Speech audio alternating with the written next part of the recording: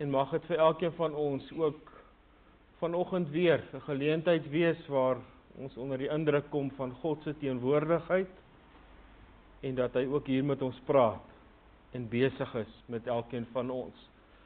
Ons begin ons erediens met 'n toetrede lied uit Vonk 72 en ons sing daarvan verse 1, 2 en 3 en dan bly ons staan vir die seëngroet en ons lofsang daarna Gesang 184, die 3de en die 4de vers.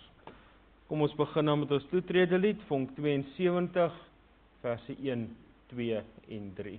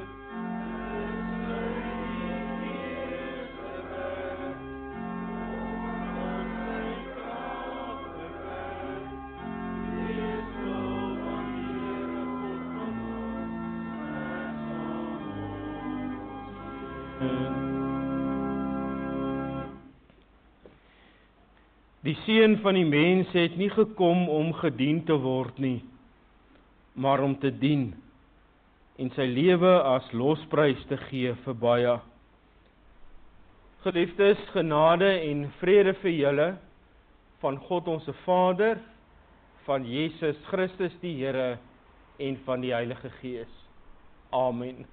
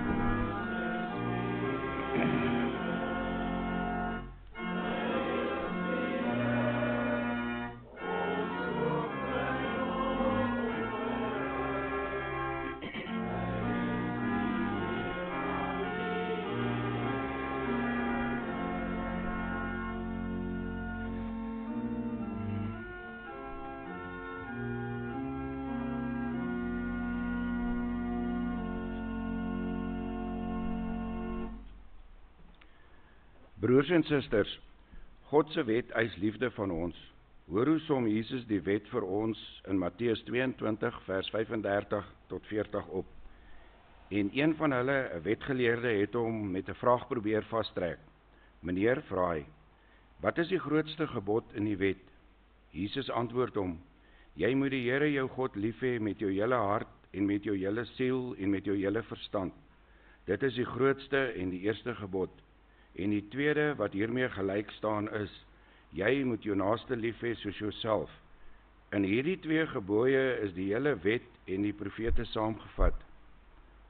Ons weet hoe liefdeloos ons teenoor God en teenoor ander mense is.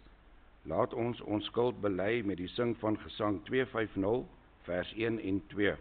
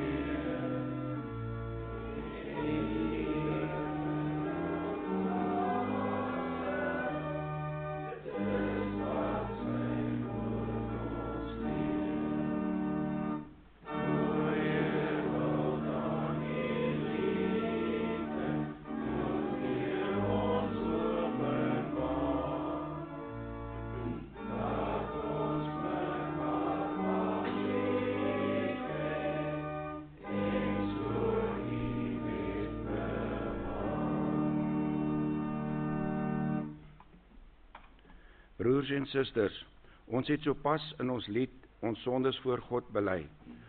Hoor dan God se genade uit Romeine 10 vers 9 en 10. As jy met jou mond bely dat Jesus die Here is en met jou hart glo dat God hom uit die dood opgewek het, sal jy gered word. Met die hart glo ons en ons word vrygespreek, en met die mond bely ons en ons word gered. Laat ons nou ons geloof bely.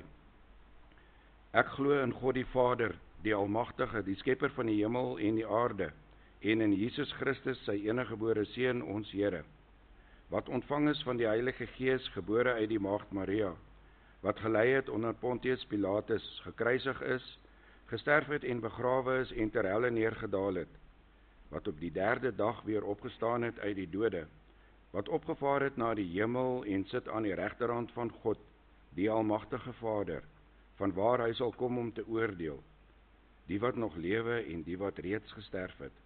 Ek glo in die Heilige Gees. Ek glo aan 'n heilige algemene Christelike kerk, die gemeenskap van die heiliges, die vergifnis van sondes, die opstanding van die vlees en 'n ewige lewe. Amen. Ons het bely dat Jesus Christus deur sy lyding, sterwe en opstanding vir ons die ewige lewe verwerf het. Laat ons sing van ons heerlike toekoms. Kom ons sing Gesang 393, vers 4.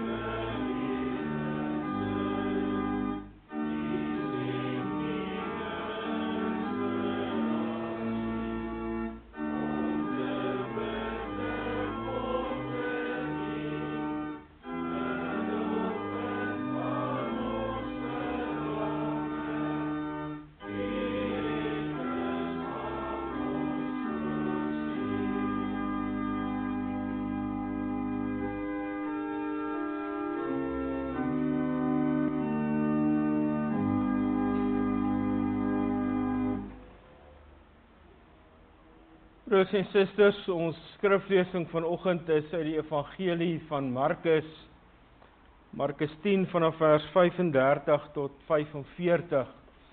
En dis die gedeelte wat handel oor Jakobus en Johannes se buitengewone versoek aan Jesus. Jakobus en Johannes, die seuns van Zebedeus, kom toe na Jesus toe en sê vir hom: Here, ons wil graag hê, U moet vir ons doen wat ons U gaan vra. Wat wil julle hê moet ek vir julle doen, het hy hulle gevra. Hulle het hom geantwoord, wanneer U as koning heers, laat ons dan langs U sit, die een aan U regterhand en die ander een aan U linkerhand.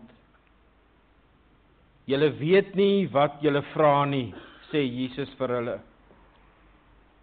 Kan julle die lydensbeker drink wat ek drink? Of met die doop gedoop word waarmee ek gedoop word? Ons kan, sê hulle vir hom. Daarop sê Jesus vir hulle, die beker wat ek drink, sal julle drink. Ja, en met die doop waarmee ek gedoop word, sal julle gedoop word. Maar om aan my regter of my linkerkant te sit, daaroor besluit ek nie. Dit is vir die vir wie God dit gereed gemaak het. Toe die 10 ander dit hoor, was hulle verontwaardig oor Jakobus en Johannes. Jesus roep hulle toe nader en sê vir hulle, julle weet dat dit by die nasie so is, dat hulle sogenaamde regerders oor hulle baas speel, en dat hulle groot manne die mag oor hulle misbruik. Maar by julle moet dit nie so wees nie. Elkeen wat in julle kring groot wil word, moet julle dienaar wees. En elkeen onder julle wat die eerste wil wees, moet julle almal se dienaar wees. Die Seun van die mens het ook nie gekom om gedien te word nie, maar om te dien en sy lewe te gee as losprys vir baie mense. Ons lees tot sover. 'n Mens leef nie net van brood nie, maar van elke woord wat uit die mond van God kom. Kom ons bid saam.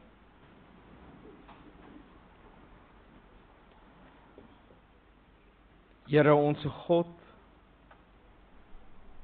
dankie dat ons U naam vanoggend kan aanroep.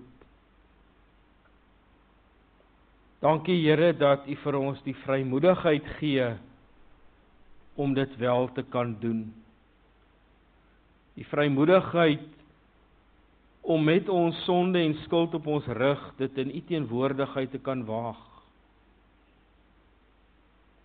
Ja Here, ons staan vanoggend voor U, wat so gans anders is as elkeen van ons.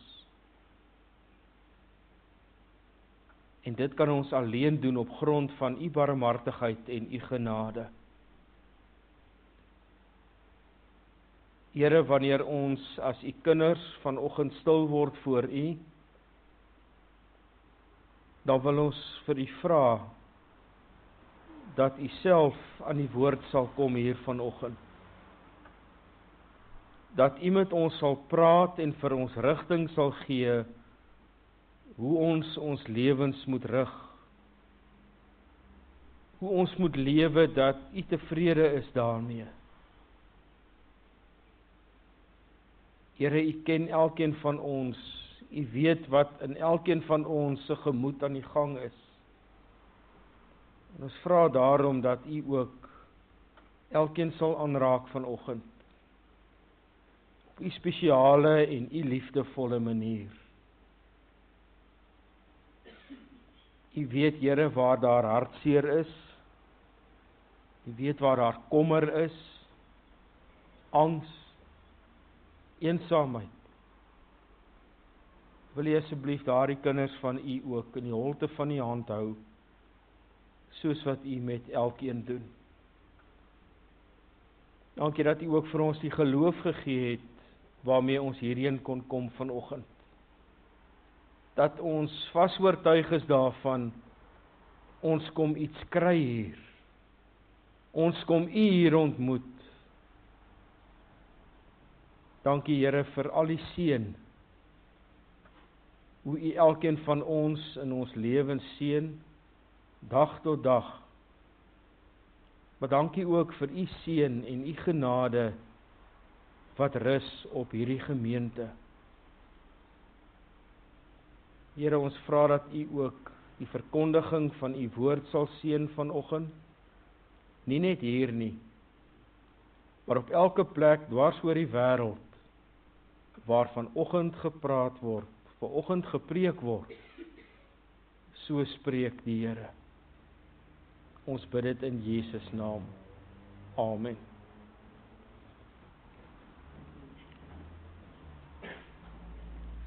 Kom ons sing saam, broers en susters, voor die prediking uit Gesang 395 en daarvan verse 1, 2 en 3.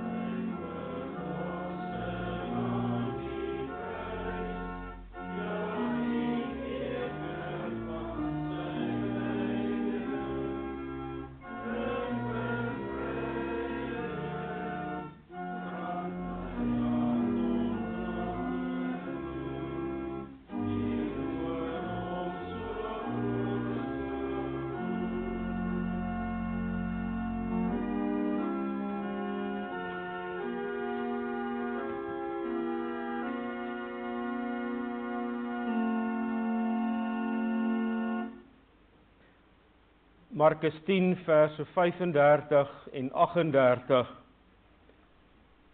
Here, ons wil graag hê U moet vir ons doen wat ons U gaan vra. En dan Jesus se antwoord: Julle weet nie wat julle vra nie. Broers en susters, wanneer mense in 'n nuwe groep bymekaar kom, dan is dit altyd so dat hulle aan die begin mekaar maar so voel. Niemand ken mekaar werklik nie. Niemand weet werklik hoe om 'n ander een in die groep te hanteer nie. Eintlik is almal maar versigtig vir mekaar. Maar na mate tyd verloop, dan begin hierdie groep ontdooi. Mense praat met mekaar oor dinge wat hulle nie gewoonlik sou doen nie. En dit word al hoe makliker en makliker om oop te maak teenoor mekaar en dit wat hier binne is met mekaar te deel. En dan kom daar 'n stadium wanneer hierdie groepslede met mekaar begin kompeteer. Groepslede soek 'n posisie binne in hierdie groep. Afhangende van jou persoonlikheid, raak jy gevestig in 'n posisie in hierdie groep wat jou pas. Daar sommiges wat nie die leiding wil neem nie. En hulle is doodgelukkig om te volg dat ander die posisie van leiding inneem. En dan is daar mense wat die leiding wil neem in hierdie groep.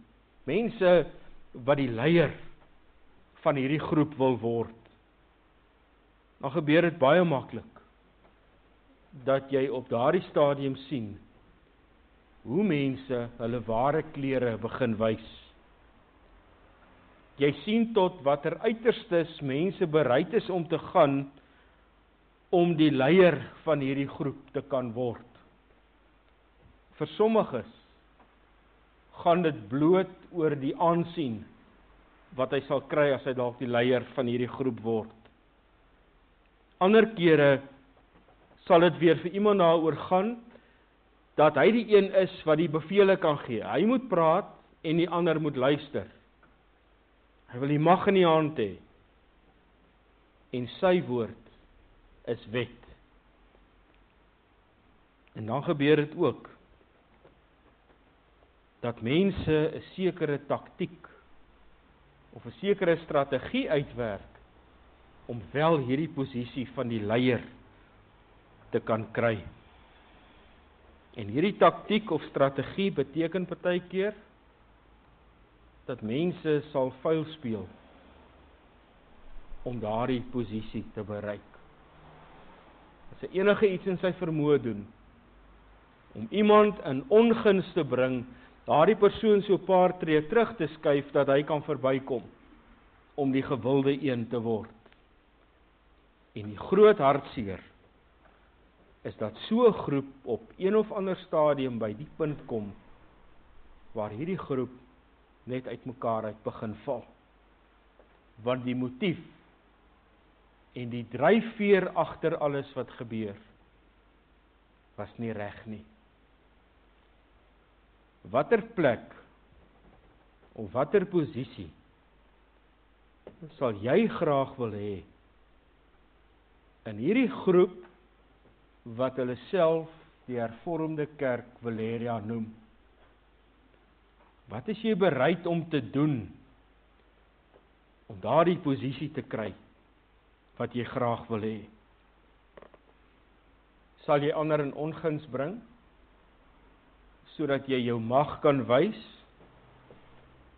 Wat is jy bereid om te doen om daardie posisie te kry waar jy die mag in die hand het? Waar jy die beheer het? Waar jy die leier kan wees en verseker word dat jy die belangrikste is? Onmiddellik sal ons dink, gelukkig is ons deel van die kerk. En in die kerk gebeur daar nie sulke dinge nie. Ons moet versigtig wees, broers en susters, om so te dink. Want dit alles wat ons nou net beskryf het gebeur in die beweging of die groep rondom Jesus. Die groep wat so naby aan Jesus was, die naaste eintlik van enige groep. Ook daar het hierdie ding gebeur. Jesus en sy disippels is op pad Jerusalem toe. En Jesus loop so entjie voor hulle uit, sê Markus. En hy doen dit want hy is vasberade op pad Jerusalem toe. Hy weet wat gaan in Jerusalem met hom gebeur. Hy gaan sy lyding en dood tegemoet gaan daar. En die feit dat hy vasberade vooruitloop, sê vir ons, hy aanvaar sy lot. Hy aanvaar dit wat op sy pad gekom het. En dan hardloop Jakobus en Johannes na Jesus toe. Daar waar Jesus alleen is, gaan praat hulle met hom. Dan rig hulle 'n versoek na Jesus toe, daar waar hulle hom eintlik probeer eenkant kry het. En dit is hulle taktiek, hulle strategie. Hulle kry vir Jesus eenkant, en dan vra hulle hom iets. En 'n verdere deel van hulle taktiek is die manier hoe hulle hulle vraag begin. Here, ons wil graag hê, U moet vir ons doen wat ons van U gaan vra. Dit klink amper soos 'n kind wat kom sê, ek wil jou iets vra, maar voordat ek dit vra, moet jy eers beloof, jy gaan nie nee sê nie. Daar word met ander woorde van jou verwag om te antwoord voordat jy weet wat die vraag gaan wees. Maar Jesus laat hom nie vang daardeur nie.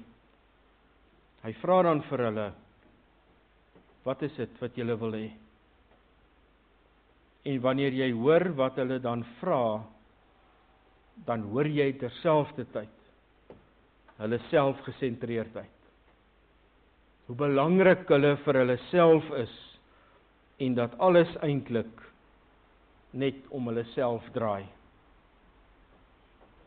Hulle wat vir Jesus nou al hoe lank volg, weet nie wat dit beteken nie. Hulle weet nie wat sy lyding en dood wat vir hom wag werklik beteken nie. Om die waarheid te sê, hulle het hom al gehoor praat daarvan, maar dis amper asof hulle vergeet het dat hy dit vir hulle vertel het. Dit wat hulle vir hom vra, is iets waarby hulle self kan baat. Hulle vra, want hulle wil meer hê as die ander disippels. Hier wedywer Johannes en Jakobus nie om in die groep rondom Jesus 'n belangrike plek te kry nie. Saam met Petrus was hulle al eintlik deel reeds van die binnekring van hierdie groep. Reeds 'n belangrike plek in hierdie groep gehad, maar hulle is nie tevrede met dit alleen nie. Hulle wil meer hê. Hulle wil nog hê. Hulle vat dit so 'n stapie verder. Hulle wil ook eer en aansien hê eendag wanneer Jesus as koning heers uit die hemel uit. En weer eens verklap hulle dat hulle nie verstaan waaroor Jesus se lyding en dood werklik gaan nie. Hulle vra vir hom, wanneer u as koning heers, laat ons dan langs u sit. Een aan die linkerkant en een aan die regterkant. Met linker en regterkant bedoel Johannes en Jakobus nie 'n plek langs Jesus nie.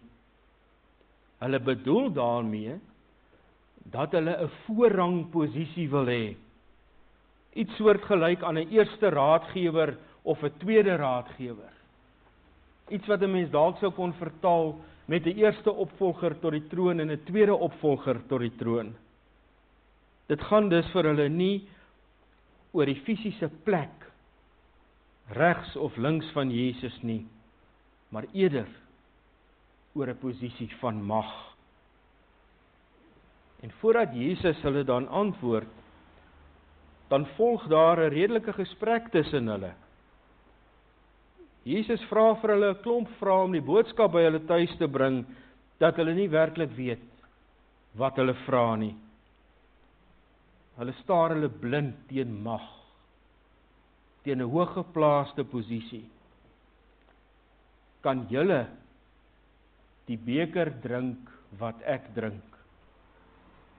Soos wat die beker tydens die nagmaal omgestuur word en almal een is, 'n eenheid vorm, deur saam uit hierdie beker te drink, die beker met mekaar deel, vra Jesus vir hulle of hulle so sy lyding en sy dood met hom kan deel. Van sy doop, wat dui op sy lyding, vra hy vir hulle, kan julle gedoop word met die doop waarmee ek gedoop word? Met ander woorde, kan julle die lyding deurmaak wat ek gaan deurmaak? Selfversekerd, maar tog dwaas, antwoord hulle ja. Ons kan. En daar verklap hulle weer hulle onkunde. Dan antwoord Jesus hulle dat hulle wel die beker sal drink wat hy drink. Dat hulle wel met die doop gedoop sal word waarmee hy gedoop word. Met ander woorde, hulle sal ook lyding ervaar hier op aarde. Hulle sal dit ook moeilik hê in hierdie wêreld, want 'n kind van God het dit nie altyd maklik nie. Omdat ons 'n ander maatstaf het. Nie dit wat die wêreld jou vra nie, maar dit wat God van jou vra. Om aan sy linker en regterkant te sit, sê Jesus, besluit hy self nie. God besluit daaroor. Wanneer Jesus praat van links en regs, dan bedoel hy daarmee iets totaal anders as dit wat Jakobus en Johannes daarmee gevra het. Weereens, as 'n mens gaan kyk spesifiek na die woorde wat Markus gebruik, dan sien jy dat Johannes en Jakobus met links en regs bedoel 'n hooggeplaaste posisie, soos 'n eerste en 'n tweede raadgewer. Jesus se gebruik van links en regs is 'n links en regs wat bloot 'n plek aandui. Niks van 'n hooggeplaaste posisie nie. En Jesus se gebruik van links en regs praat van alles behalwe 'n ereplek.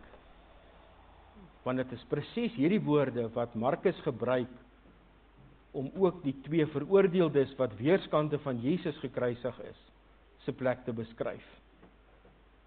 Dis bloot 'n plek, nie 'n hooggeplaaste posisie nie.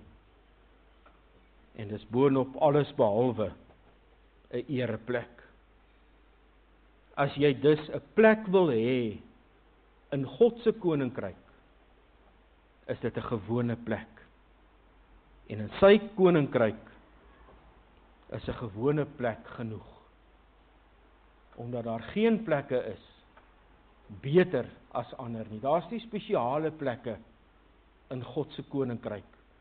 Plekke gereserveer vir spesiale mense nie. Daar's nie uitsoekplekke nie. 'n gewone plek in God se koninkryk is genoeg. Want dit op sigself is 'n spesiale plek, want dit is 'n plek by God. Dis jou plek by hom. Wat meer wil jy hê? Broers en susters, kyk wat het Jakobus en Johannes met hulle versoek aan Jesus veroorsaak in hierdie groep. Hulle het vorentoe gegaan na waar Jesus loop, om met ander woorde een kant probeer kry, en 'n versoek gerig, wat hulle self so 'n stappie bo die ander disippels sou plaas. Hulle wou die eerste en die tweede plekke hê. En wat veroorsaak hulle optrede? Ons het gelees, toe die 10 ander dit hoor, was hulle verontwaardig oor Jakobus en Johannes se versoek. Hulle gulsigheid na eer en na aansien het tog by die ander disippels uitgekom. En dit het 'n atmosfeer veroorsaak in hierdie groepie. Die waarheid het die gewoonte om op een of ander manier en op een of ander tyd wel uit te kom. En dikwels dan maak dit seer en veroorsaak dit oneenigheid. En dan roep Jesus sy disippels bymekaar. En so eie aan sy aard, geduldig en in liefde, verduidelik hy vir hulle weer waaroor dit gaan. Wat maak werklik saak? Hy veroordeel niemand nie, want hy wil nie hê dat enige een verlore gaan nie, want elkeen het 'n plek by God. Om vir Jesus te volg, en dit moes hy telkens aan sy disippels verduidelik het, gaan nie oor aansien en eer, of oor wie belangrik is nie. Dit gaan oor diensbaarheid. Wat is jou plek in die kerk? Wat is die plek wat jy graag in die kerk wil hê? As die antwoord, broers en susters, hierop is, dat ek 'n plek soek van aansien, 'n plek waar mense raak sien wat ek doen, 'n plek waar ek die heeltyd kan vertel wat ek doen, sodat mense my in 'n sekere lig beskou, dan trap ons in presies dieselfde struik, as waarin Jakobus en Johannes getrap het, in die gedeelte wat ons gelees het. Wanneer ons eerlik is, dan sien ons dalk iets van onsself raak in Jakobus en Johannes se optrede. Ons verstaan links en regs van Jesus dalk soos wat hulle dit verstaan het. In die sin dat ons tweede of derde in bevel is in die gemeente. Ons moet hard daarteen waak dat navolging van Christus 'n mens nie daartoe verlei om 'n selfgesentreerde grootheidswaan te ontwikkel nie. Dit kan gebeur. En hartseer genoeg, dit kan ook in die kerk gebeur. Wanneer dit gebeur dat ek my oë van Jesus af wegdraai, volgekom nie meer nie. Alhoewel ek dink dat ek dit nog doen. Die plek wat God vir my in die kerk gee, is 'n gewone plek. Is 'n plek waar ek diensbaar is en aan ander mense dink, nie aan myself nie. Dis 'n plek waar ons tevrede kan wees, want ek wat 'n sondaar mens is, word deur God waardig genoeg geag om diensbaar in sy koninkryk te wees. Wanneer ek my oë van Jesus af wegdraai en nie agter hom aanloop op 'n pad oor Golgotha by 'n houtkruis verby, op 'n pad deur 'n graf waarvan die klip weggerol is nie, dan gaan my pad nie eindig waar sy pad eindig nie, naamlik in 'n ewige lewe by God. Dis juis een van die sake wat tydens die kerkhervorming van die 16de eeu so baie aandag gekry het, naamlik dat niemand in die kerk belangriker is as 'n ander nie. Ons bedien die woord.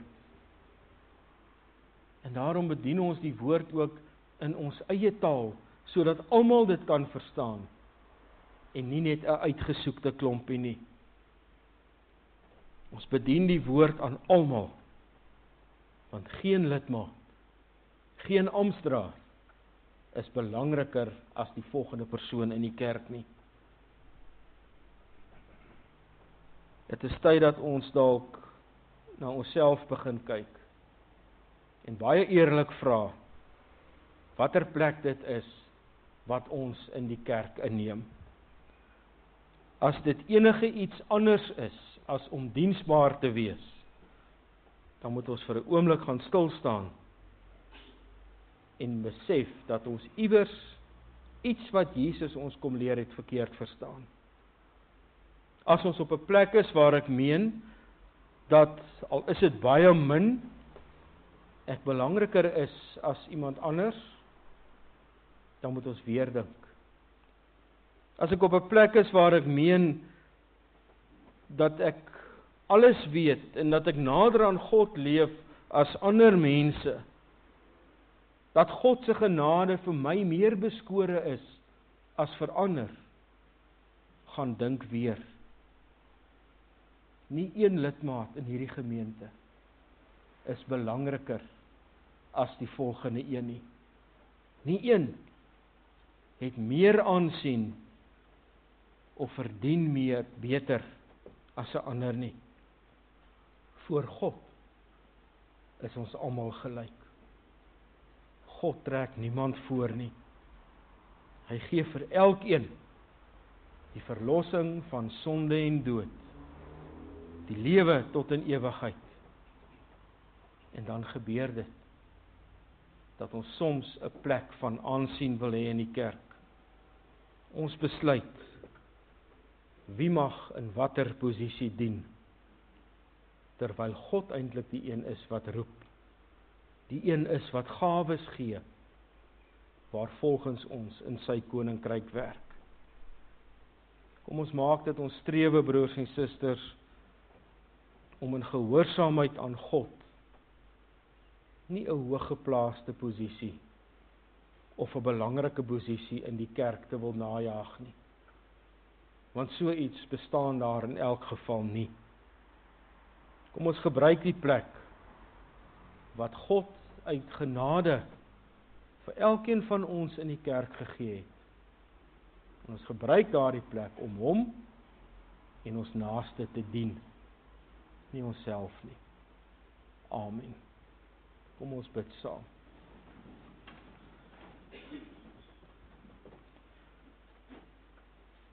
Hemelse Vader, ons wil nêrens anders leef as in die voetspore van Jesus Christus nie. Ons wil niemand anders volg as hom alleen nie, want ons weet dit is 'n pad wat lei na die ewige lewe. Maar Here, ons is mense,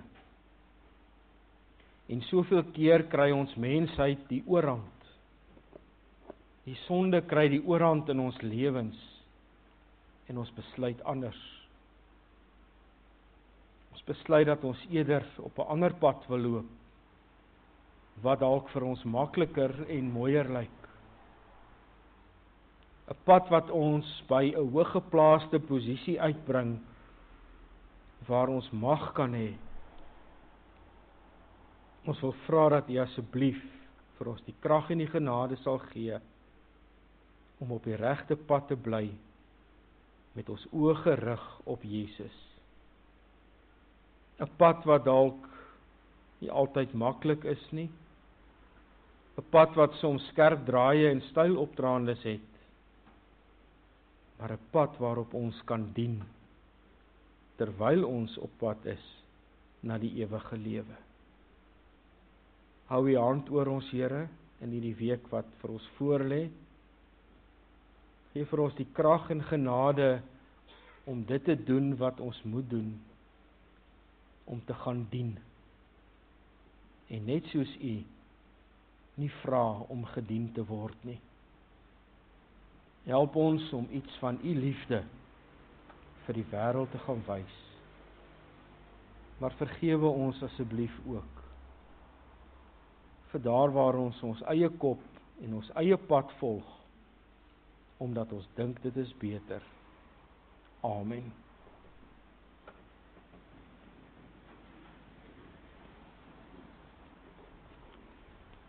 Gemeente, ons slotsang is gesang 276, verse 1 en 2 daarvan. Dan bly ons staan vir die seëngroet en ons wegsendingslied, gesang 286. Nou eers gesang 276, verse 1 en 2.